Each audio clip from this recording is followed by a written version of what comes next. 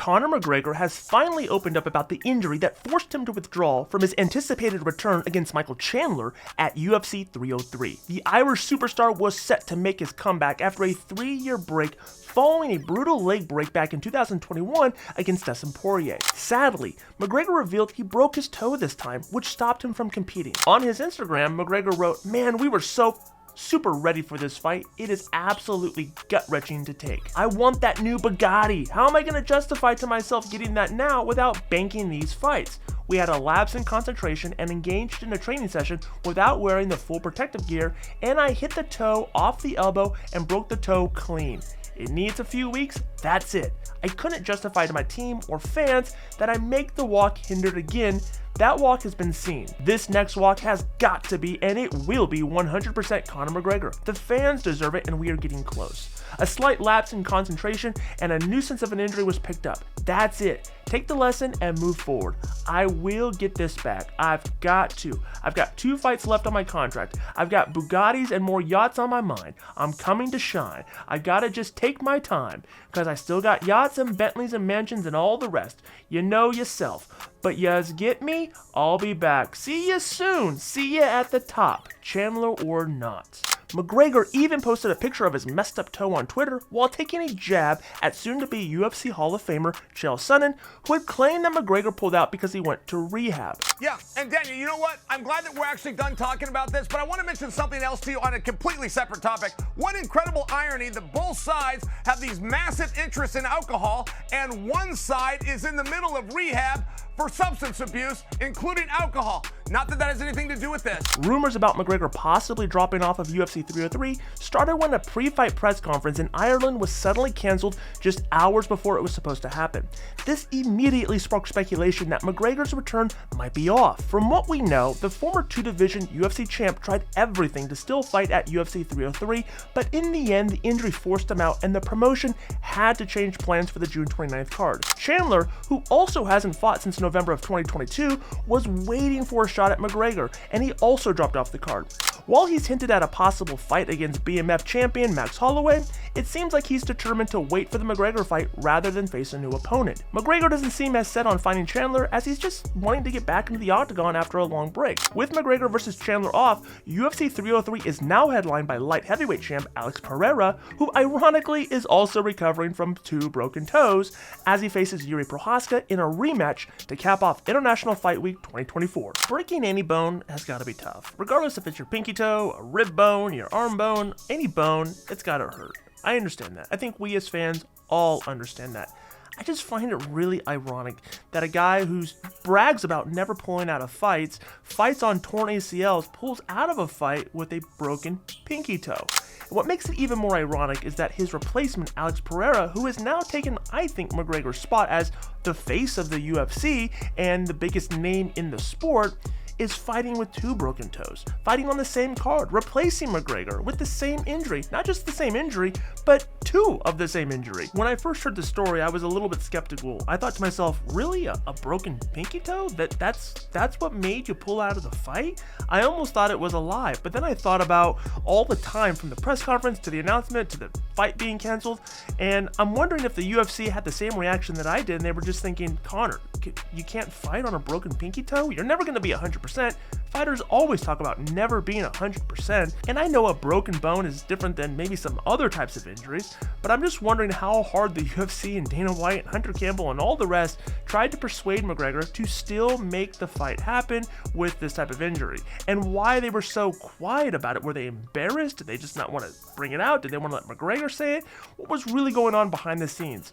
In the new show Fight Inc. on Roku, they show all these behind-the-scenes clips from fights past and timelines in the past. And I'm just wondering if we're ever going to hear the full story of the behind-the-scenes of what really happened this whole last 2 weeks with UFC 303. When asked about it, Dana White believes that wealth has impacted sports' biggest superstars, including Conor McGregor. Speaking to Shannon Sharp via the Club Shay Shay YouTube channel, Dana White was asked whether the $100 million purse that Conor McGregor made from his boxing fight with Floyd Mayweather changed his motivation to compete. Let's talk. Chael Sonnen explains how Alex Pereira can become the undisputed greatest of all time of MMA, saying we won't even have the discussion anymore. Next weekend, Alex Pereira will make his return to the octagon. He will fight Yuri Prochazka on short notice, defending his UFC light heavyweight championship in the process. It's the kind of act that has made him one of the most popular UFC fighters in recent memory, and it seems as if his star will only continue to rise. Of course, there are no certainties in this sport, especially against someone like Yuri Prochazka,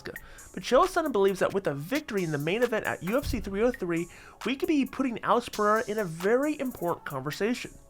Partner, he was my fighter of the year last year. He held the 85-pound title and the 205-pound title within the same calendar year. By the way, and excuse me, he is one win away from the argument of GOAT no longer being an argument. We won't even have the discussion anymore. If Pereira was to go in and get it, and I don't care if it's the interim title off of Tom or he gets it from John Jones or however he gets it at heavyweight, if he was to get it, big if, but we don't even discuss GOAT anymore. We just go, well, you know, the GOAT, Alex Pereira. It would be a foregone conclusion.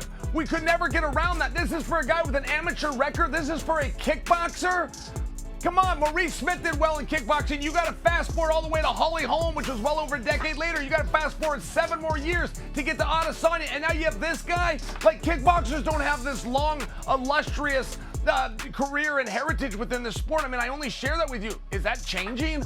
Are there more guys like this that we can go find? Are there more guys in kickboxing that got a little something background? Never had a wrestling match, never tried out for Abu Dhabi, let alone made it because he never put on a gi or did anything with grappling. He's the champion of the world. And I built all of this, Dan. I just stated the obvious for this. Now you're telling me he's also going to be a leader in the locker room. You're telling me this guy with the amateur record who came from a different sport known as kickboxing is now a leader within our industry. He was the only champion that went out publicly and lobbied to get a fight at UFC 300. He's the only one that said, I'll put up the belt and I'll put it up against anybody. Bring him on. He's the only champion that was willing to do this fight, not to mention a rematch against a very tough nemesis. Nobody likes to do those. Pereira's a leader? Come on, man. I can't find a flaw within this guy. If I'm Dana White, I can't find a flaw. I love him. I love him, and I'm writing him massive checks if I'm the UFC right now. Here's the thing, though, Chael. Here's the thing. It's very risky, but he also knew he wanted to fight Yuri. You want me to tell you what a risk really does start to become present for Alex?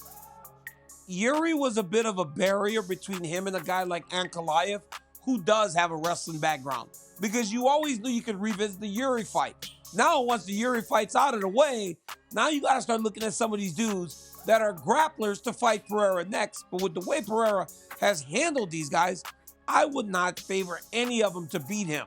But he's done everything you could possibly do to really make yourself be one of the biggest stars in the organization. Organization loves him for that.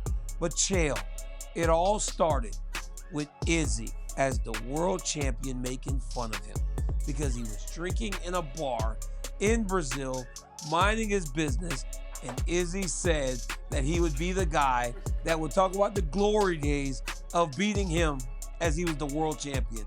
Could you imagine now how much anger all these guys have towards Adesanya for opening his mouth? Like, Izzy, let Sleeping Dogs lie, man. Leave the dude alone.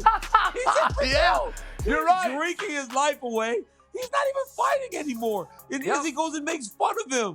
Come on. Now let's take a look at the top 3 comments left on yesterday's video. Mr. Adala says, Francis waited for John for 3 years, but he's scared? Sure. Nobody's buying it, Dana, but keep promoting. At Poor Johannesson says, not sure why Dana calls Jones scary. Sure, Jones has lots of wins, but he's not really that scary. Not that many finishes. Dana rides his dick so hard, it's insane. At Loop Lewis says, as UFC champ, Francis was calling out John constantly. John kept saying, quote, I'm bulking up and taking my time. That's all John would say on social media pretty much. As soon as Francis leaves, John Jones is booked. Start talking crap on social media and comes back looking like he was eating McDonald's for 2 years versus the most favorable matchup in the division. Now he won't fight the real heavyweight champ, and he only wants favorable matchups. If you want your comments highlighted on tomorrow's video, simply comment down below. We'll highlight the top best comments, good, bad, or indifferent, and feature them in tomorrow's video. And that does it for today's video, but make sure you're liking this video, subscribing to this channel, and clicking the bell notification so you can get notified every time we drop a new video. And in case you missed it, check out yesterday's news.